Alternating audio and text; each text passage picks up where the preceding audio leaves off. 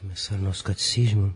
Só uma palavrinha para completar o que nós dissemos no sermão, respeito a o que é uma alegria autenticamente humana.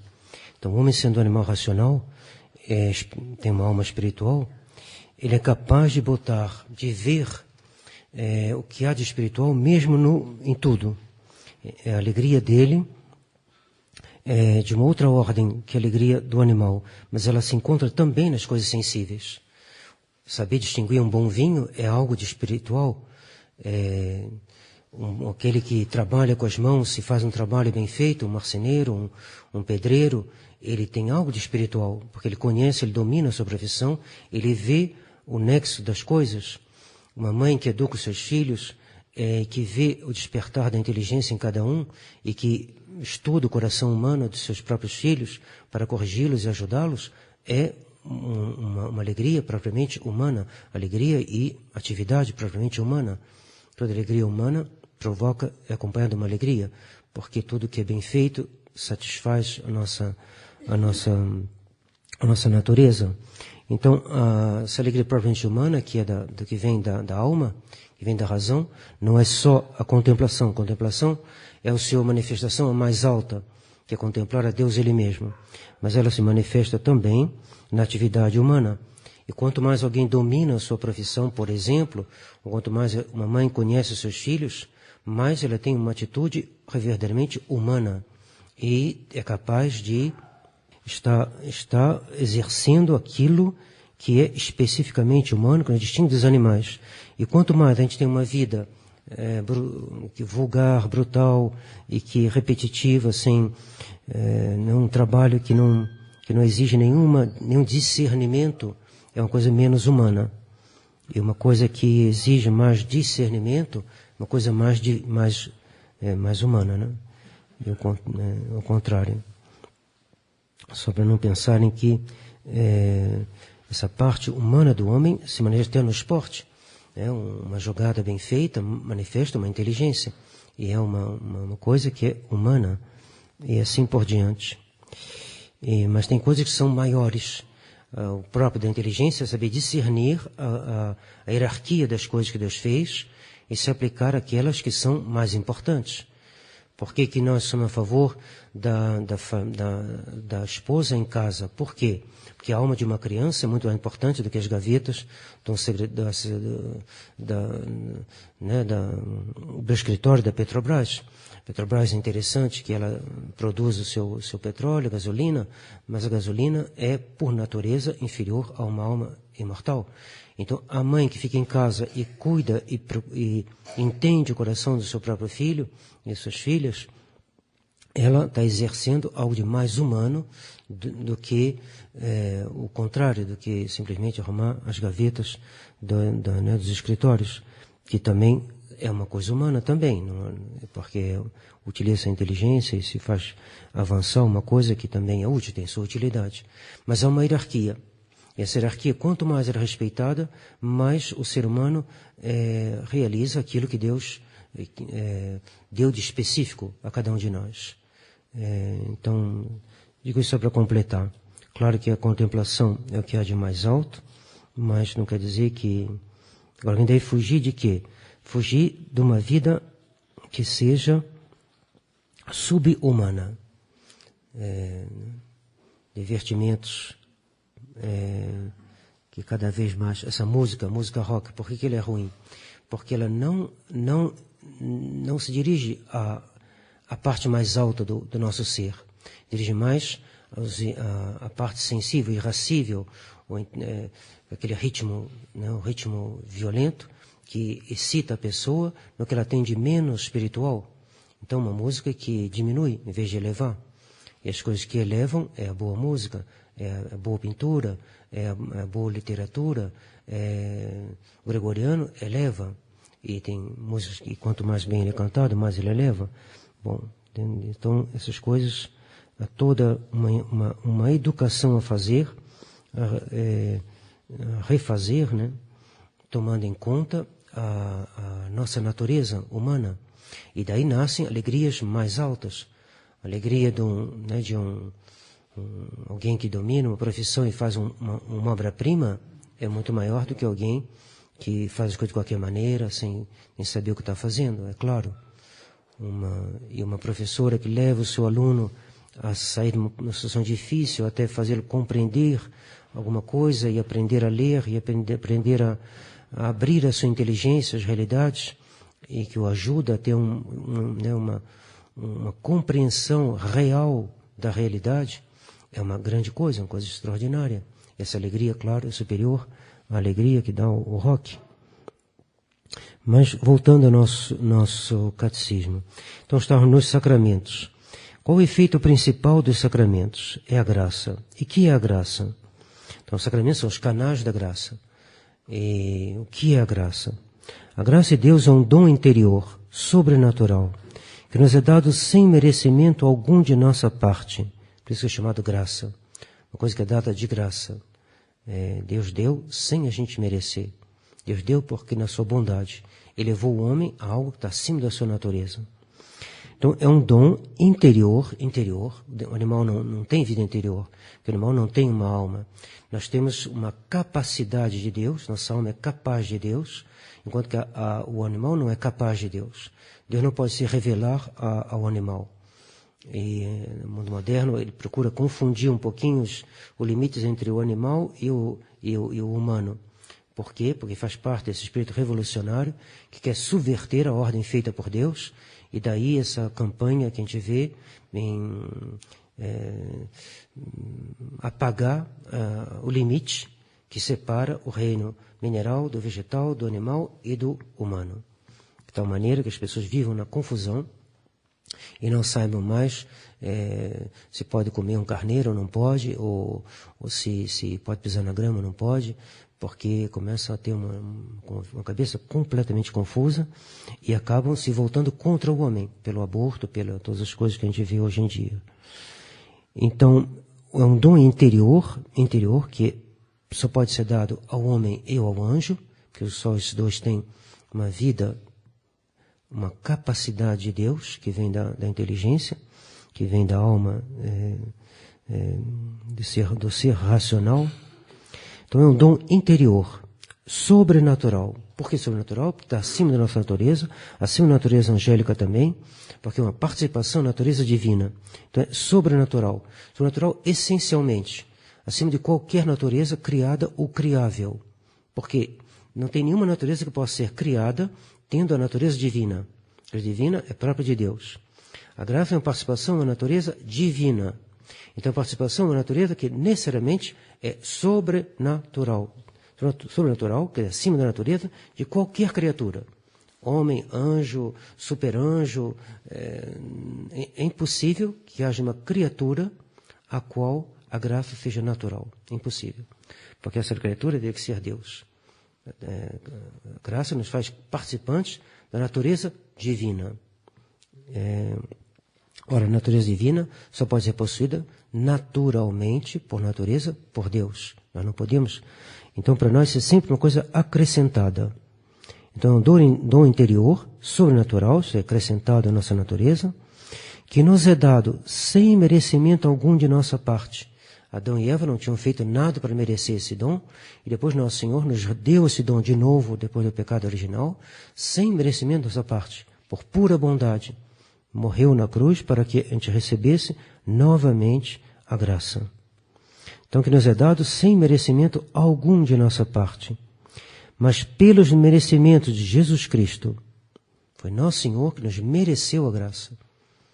Não adianta a gente pensar que a gente merece a graça. A gente não merece a graça. A gente pode ser fiel à graça, a gente pode colaborar com a graça, mas merecer a graça, não. Quem a mereceu é Nosso Senhor Jesus Cristo.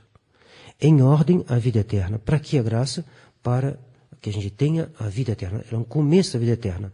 É uma semente jogada, lançada na nossa alma para desabrochar na vida eterna. Como se divide a graça? Se divide em graça santificante, que se chama também habitual, e graça atual. Vamos ver essa importante de distinção, muito importante. Então, o que é a graça santificante? É um dom sobrenatural que se faz inerente à nossa alma. inerente à nossa alma e que nos faz justos. Inerente porque ela adere de maneira permanente. Ela é dada à nossa alma de tal maneira que nossa alma possui na sua essência inerente. Não é uma coisa passageira, como a outra que nós vamos explicar depois. Ela é inerente, ela fica, ela permanece. Ela é parte integrante, uma segunda natureza. Ela fica ali. Pela qual ela nos faz justos. Isto é, Deus nos santifica, justiça e santidade é a mesma coisa, nos faz justos. De tal maneira que uma criança, após o batismo, se ela morrer, vai direto para o céu. Por quê? Porque a graça a fez justa, isto é, santa. Então ela vai para o céu. Se ela morre sem ser batizada, ela não vai para o céu. Por quê? Porque o pecado impede ela de ter a visão beatífica. Então ela vai para onde? Para o limbo. E se a pessoa morre com um pecado mortal, pessoal, ele vai para o inferno. Por quê? Porque não tendo a graça, ele não é justo, ele é abominável aos olhos de Deus. Ele se põe como inimigo de Deus pelo pecado mortal. E um pecado mortal só merece o inferno. Então deve fugir do pecado mortal, evitar as ocasiões do pecado mortal, tirar a televisão dentro de casa. Por quê? A televisão é uma ocasião de pecado para as crianças, porque eles se habituam com coisas que levam ao pecado. Não é necessariamente estar ali já é pecado, não. Mas ela é uma ocasião, ela é uma facilidade para coisas que vão contra Deus. Por quê? Porque a televisão é uma vitrine do mundo, e do mundo moderno, e do mundo inimigo de Deus. Não é uma vitrine da sacristia aqui do mosteiro, não. A televisão é uma vitrine de outra coisa, não é uma vitrine da Santa Igreja Católica, nem da Devoção ao Imaculado Coração de Maria, não. A televisão é vitrine do que se vive e pensa no mundo. Pode ter algumas coisas boas, mas habitualmente, a maior parte do tempo, ela reflete o espírito do mundo. Então, quem põe a televisão dentro de casa está botando uma bomba atômica dentro de casa que vai fazer mal aos seus filhos. E Deus pedirá contas. Porque Deus dirá, mas por que você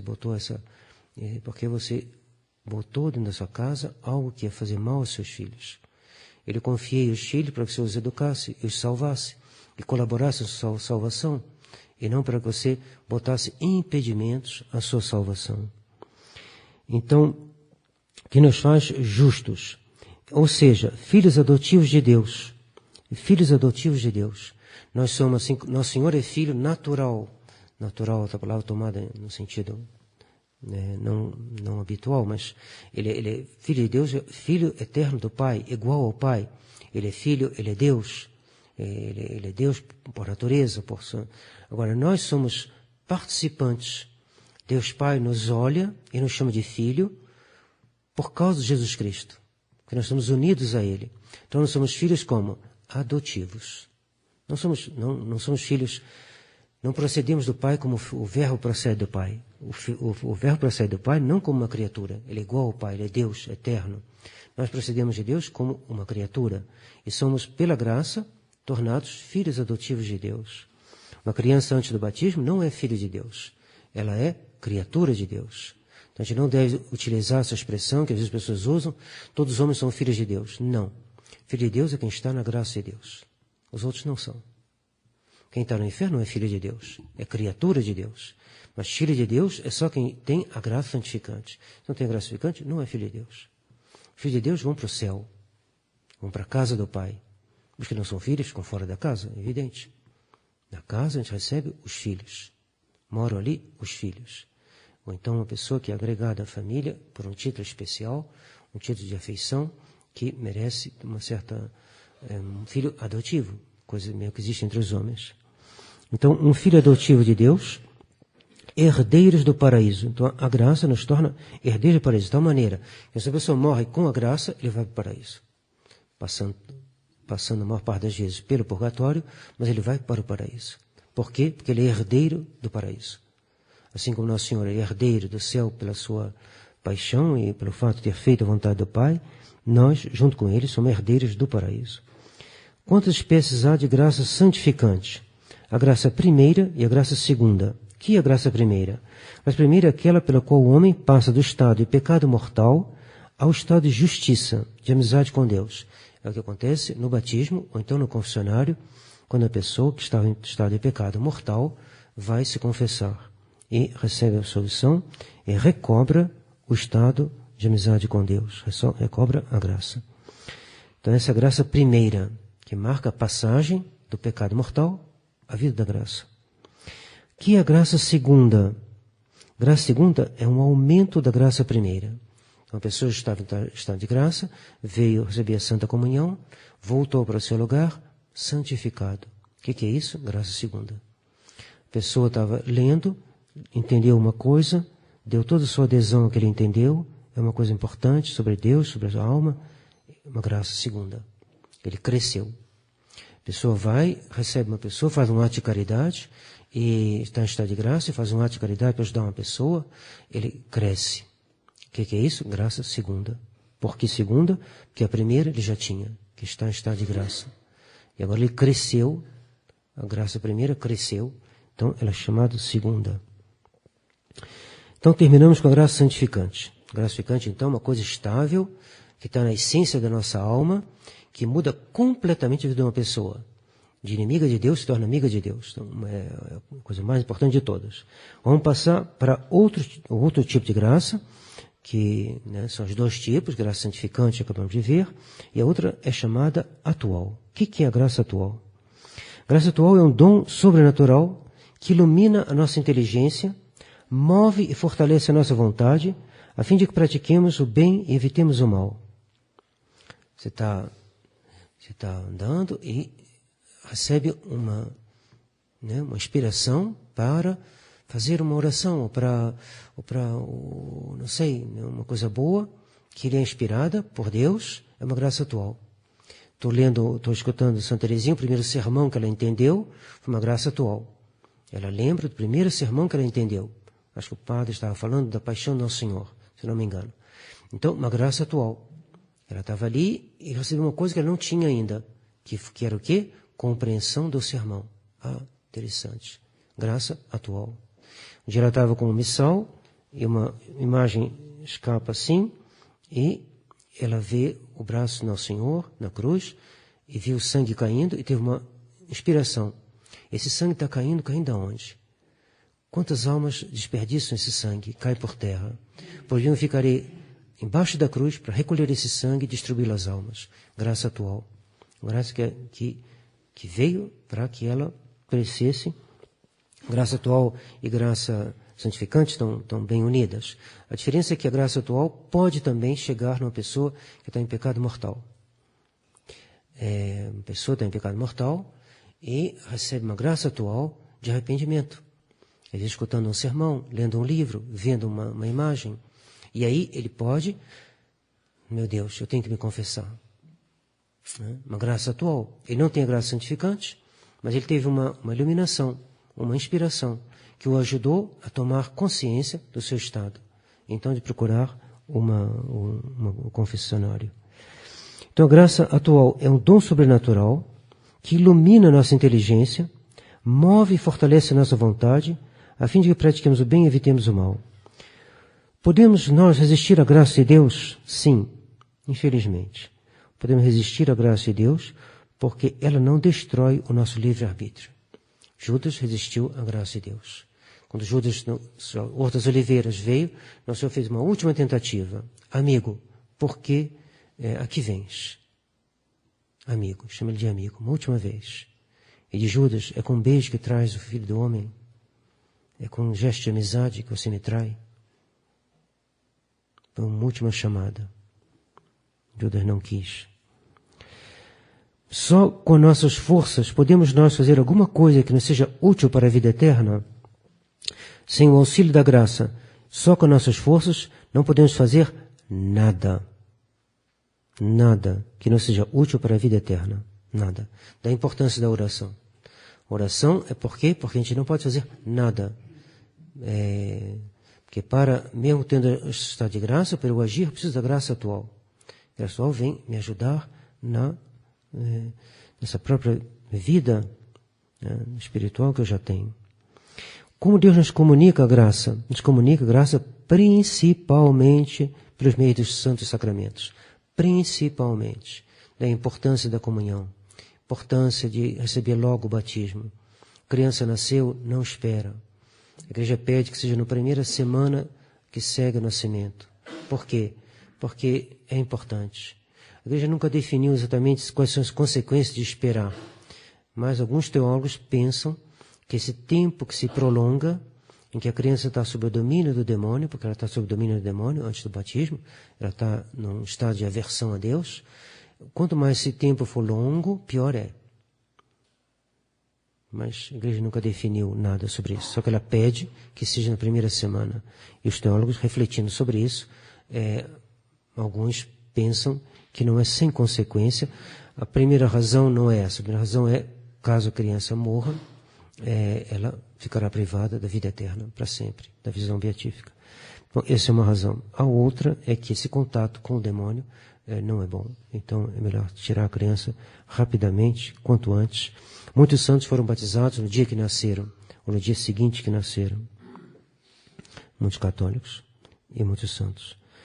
Como Deus nos comunica a graça, então, principalmente por meio dos sacramentos.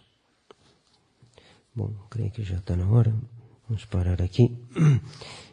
Continuamos no domingo que vem.